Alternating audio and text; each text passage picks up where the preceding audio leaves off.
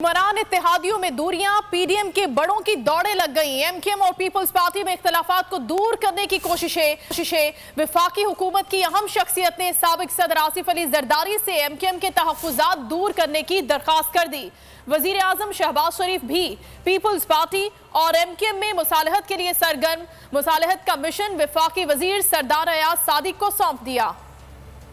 Peoples party इख्तलाफात से हुक्मरान इत्तेहाद परेशान। पीडीएम के बड़ों की मामला दुरुस्त करने की भागदौड़। एमकेएम नई हल्का बंदियों के बगैर सिंध में बल्दियाती इंतखाबात का दूसरा मरहला नहीं चाहती। पीपल्स पार्टी के चेयरमैन बिलावल भुट्टो ने इलेक्शन कराने का ऐलान करके दोनों जमातों में इख्तलाफात की खलीज बढ़ा दी। वफाक के मुश्तरका दोस्त एमकेएम के तहफ्फुजात दूर करने के लिए मैदान में आ गए। वफाकी हुकूमत के नुमाइंदों ने साबिक सदर आसिफ अली जरदारी से राब्ता करके एमकेएम के तहफ्फुजात दूर करने की दरख्वास्त कर दी। वजीर आजम शहबाज शरीफ भी पीपल्स पार्टी और एमकेएम में मुसालहत के लिए सरगर्म हो गए। मुसालहत का मिशन वफाकी वजीर सरदार अयाज सादिक को सौंप दिया। सरदार अयाज सादिक कराची में दोनों इत्तेहादी जमातों के रहनुमाओं से मुलाकात करेंगे।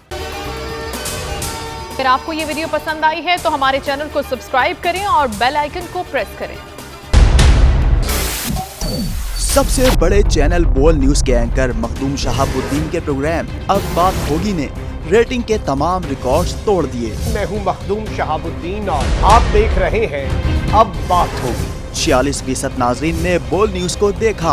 सोशल मीडिया पर भी सबने सब्सक्राइब करें और बेल दबाएं ताकि कोई खबर रह न जाए।